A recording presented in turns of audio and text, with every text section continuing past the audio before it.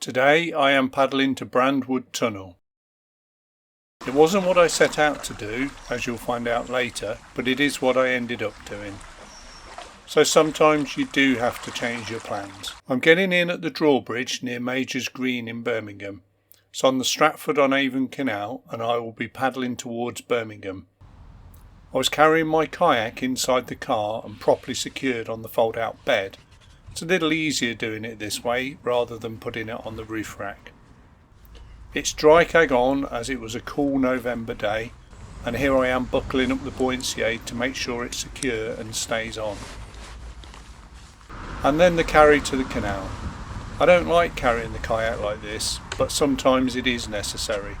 I have a piece of padding on the buoyancy aid shoulder strap which eases the weight on my shoulder.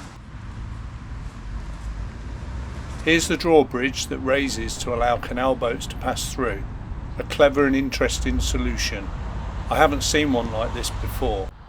As with most canals, they are looked after by the Canal and River Trust. It's the usual canal side put-in, so fairly easy to launch onto the water.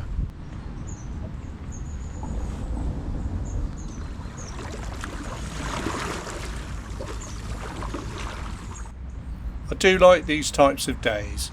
The colours of the trees, leaves and foliage is stunning and makes for a scenic paddle. Rivers and canals tend to be quieter too, which makes navigation and progress quicker.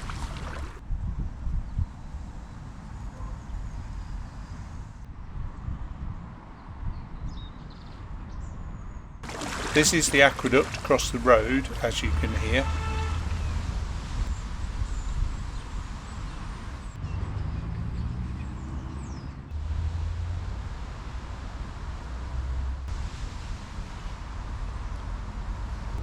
So we're on the canal today. It's a nice autumn day. Temperature is about 14 degrees, so that's pretty good. And we're going to paddle down to Hockley Heath from the drawbridge, just a bit further up where I got in. Really peaceful on the canal, lots of leaves floating on the water, which looks absolutely amazing, and obviously the autumnal colours which are coming out as well. So yeah, get paddling. Okay, so now I'll correct myself.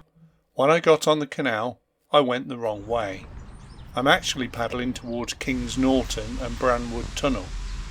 I was super confident I was going the right way, but I got it wrong.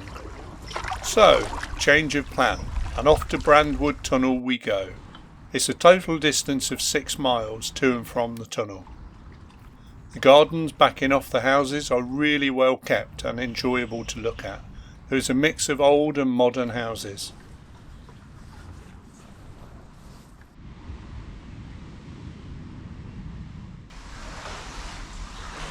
Here's a small tunnel near Warstock as I make my way along towards the boatyard.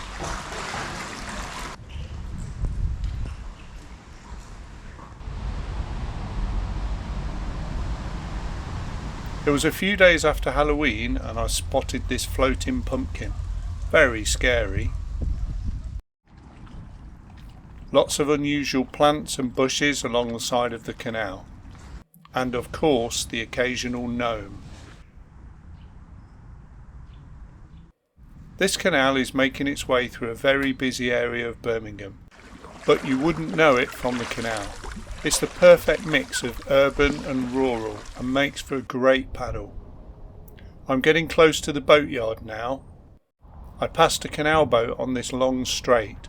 From the noise of the engine as it approached, I assumed it was electric, but turns out it wasn't.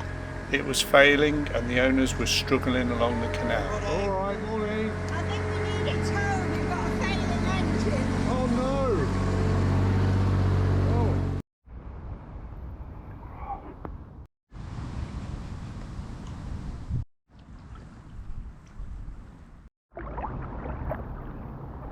Oh. Here's the boatyard. I love looking at the names of the boats. Some can be very imaginative.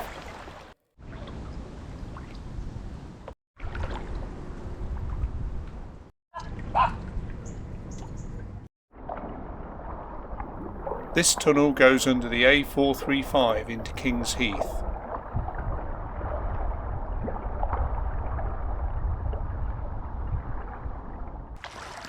Whoa. That looks eerie. For the mist. Here's the approach to the tunnel. I could feel the cold air from the tunnel entrance. The tunnel is over 300 metres long and opened in 1802. Even though it's in an urban area, it felt very secluded and slightly eerie with the mist over the water. So we're at the tunnel. We can see the other end from this end. So should be quite a safe trip through. And yeah, look forward to it.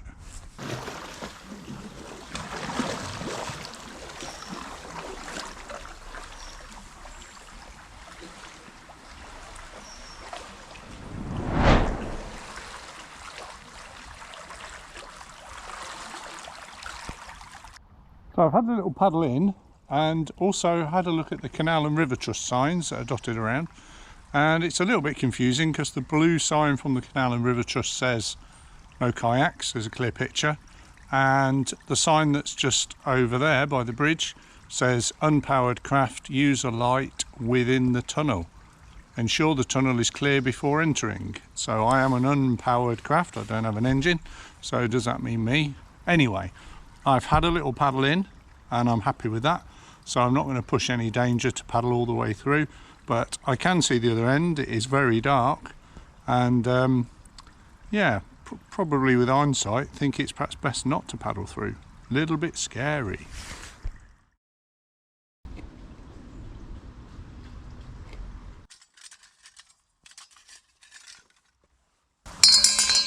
Dinner's up. I'm putting together my small stove here. It's a really quick and simple way of having a hot meal when you're out paddling.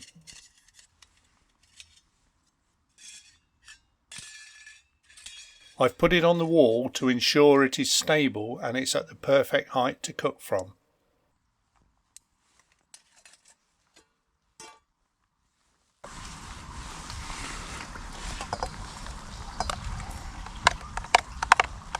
This is homemade curried parsnip soup made by my wife Claire.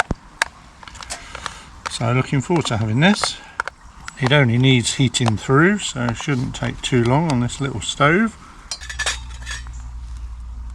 Here I'm directly lighting the solid fuel cube, being careful not to burn my fingers. That is actually going. Yep, that's going nicely. You have to be very careful because it burns with an almost invisible flame when it starts. So we get the old soup on there. Brilliant, that'll only take a few minutes to be ready. Got two nice rolls to go with it as well. So there you go, you can see it's bubbling away. That's how quick it is, and that's how useful these stoves are. So I'll put a video in the link to when Maisie and I were using the stove, if you want to just see how it all fits together and stuff. Right, I'm going to enjoy eating this. That is a great warming snack for a lunch on the canal. I'm leaving the solid fuel cube burning until it goes out. Also very useful for warming my hands. As with anything, when we've finished having our lunch, make sure we take everything with us and obviously extinguish that fire safely and make sure everything is cooled before we put it back into our kit bags.